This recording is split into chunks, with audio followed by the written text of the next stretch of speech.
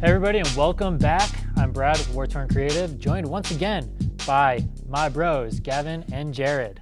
So today, well, let's see. We've gone through units, we've gone through weapons. Now we've got movement.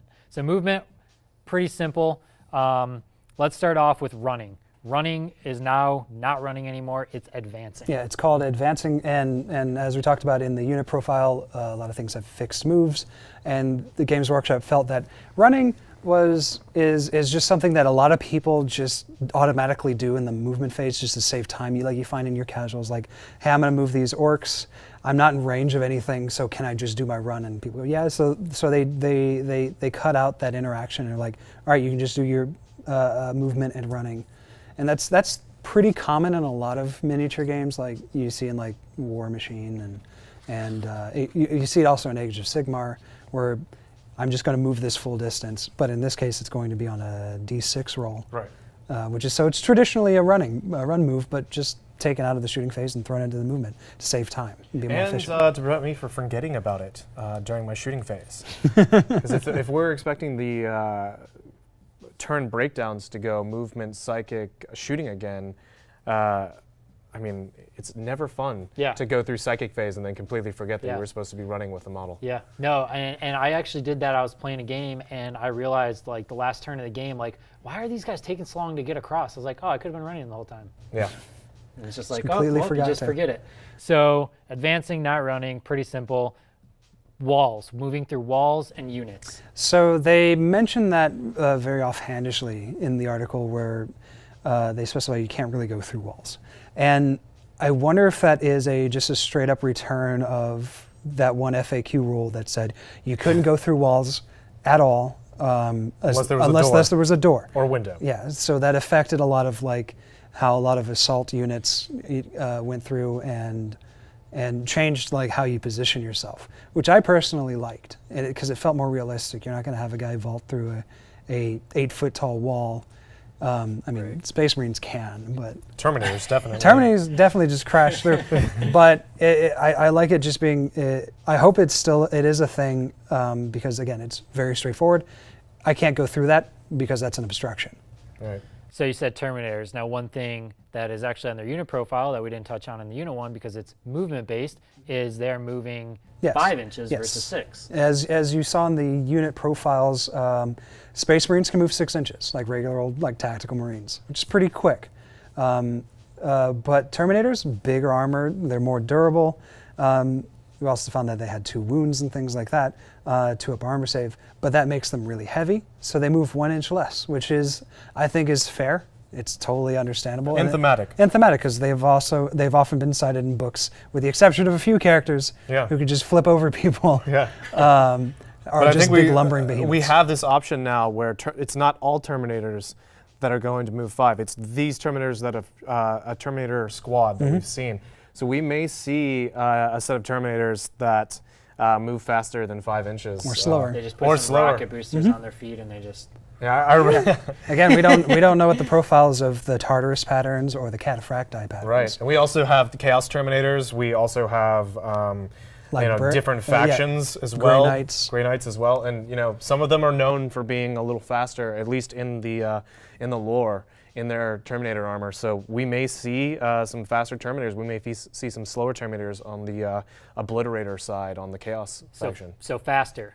Eldar, Tyrannid, Harlequins, super faster. Yeah. So Tell me about that. So they definitely made a point that movement was going to be relative to the lore.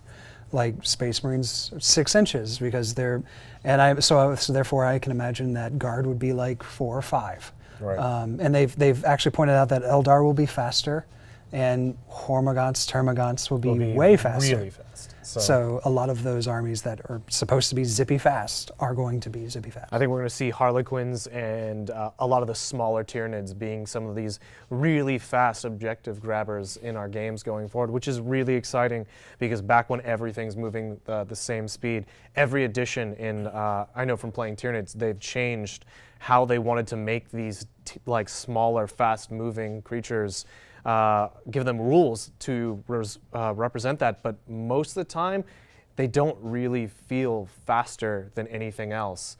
So now we have this option where maybe they're moving 9 inches. We don't know, but we could see some pretty fast movement on basic infantry before we even get into the like cavalry style 12-inch movement and stuff like that.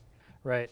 So now if you go into like flyers and vehicles and movement with them, something with like, minimum movement, is that going to be just flyers? Do you think it's going to carry over to vehicles? It's curious because they actually specified flyers as an example for minimum move distance, which opens up to a lot of conjecture of is Skyfire going to be a thing? Are we still going to be? Is there going to be a difference between swooping and zooming?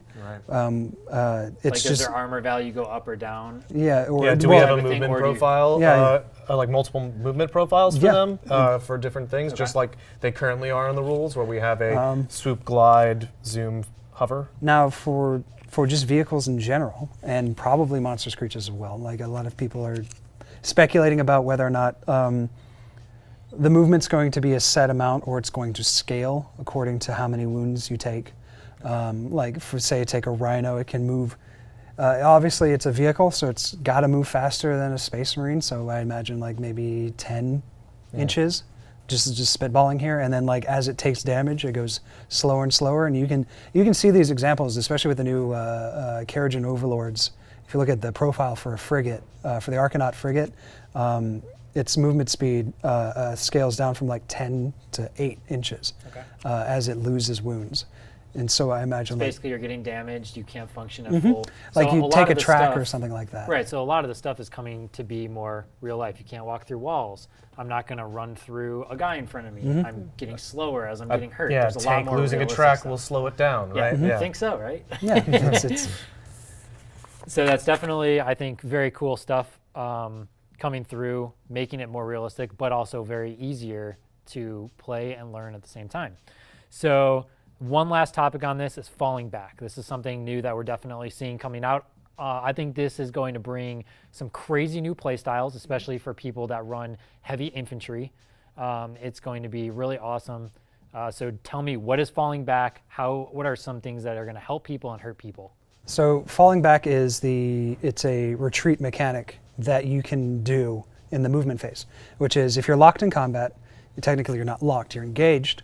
Your unit can go, I'm out of here, and just do a fallback move, which is probably your movement plus an advancement, or it's actually a set amount. We don't really know. Yeah, but we do know is that you're giving up the rest of your movement, you're giving up your shooting and the ability to charge and go back into combat. We may see special units that may be able to, a la hit and run, come back in. So there may be exceptions, we don't know. But we do know that you pretty much give up everything that you were planning on doing that phase just to get out of that combat. And the trade-off, the reward for that is that it frees up that unit from getting its head kicked in and shoved in a locker, and it exposes the assault unit for the rest of your army to focus fire on.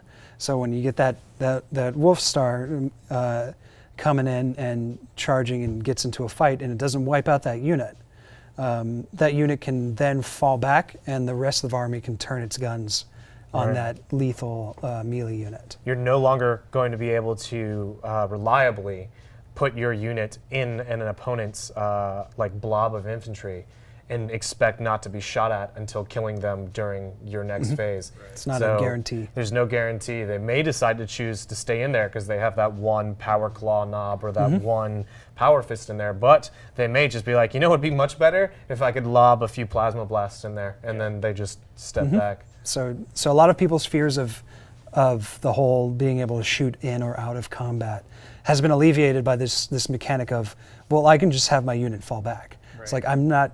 And it makes sense, because you're fighting this thing and you're like, all right, we're not winning this. We need to fall back. Yeah. And it's not you breaking, it's you making a tactical retreat. Right. You know.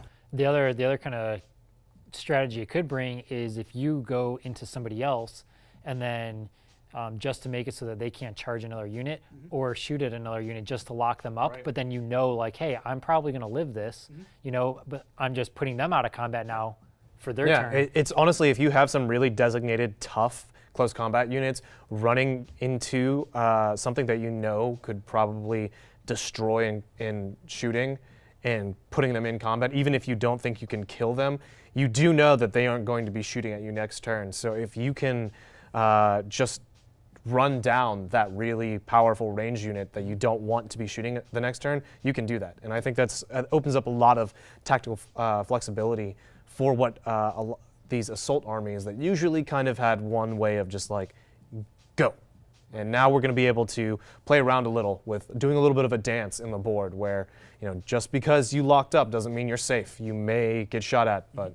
Yeah. And then that's when we start seeing more screen units aren't no longer I'm just going to feed this meat grinder to save me time. It's they're going to weather the storm a bit, and then they're going to be able to back off, and I still have value in that unit. Yeah. Still might even be able to grab another objective or go in and shoot at something else. Yeah, because they later. said morale's different, so sweeping advance might not be a thing right. anymore. So units are going to be more resilient as they get killed off. Cool. So what's your guys' one takeaway from movement? What do you like the most? I definitely like it's the falling back one. The falling back mechanic is really strong because it plays both ways. I could tactically fall back from a fight, or I could throw something at this offensive unit and force them to have another turn to fight this speed bump, or force them to retreat and try again. It's going to be really interesting to see what people do, but that's how I'm going to use it. Yeah. And for I totally agree with that. But for me, I think the big thing is the different, I guess, unique movement profiles for each character or each model, so that we're potentially getting some really different kind of units on the table that we're used to. I'm really looking forward to seeing how some of my armies change and how I can change my list around that. Snatching objectives with really fast units might be really fun, but also having a unit that doesn't move very far but can also put out some hurt. There's merit to that. There's merit to that, and that it just feels so good when those slow-moving units finally get in and just sledgehammer blow on something. It's going to be fun. So that about does it for what we know for the movement phase going into 8th edition for Warhammer 40k. Make sure you like the video, subscribe to the channel, and comment below if you guys want to see us do any other type of content. Let us know, and we'll try to bring that to you. And make sure to watch all of our videos leading up to 8th edition and beyond. And that does it for us here at Wartorn Creative.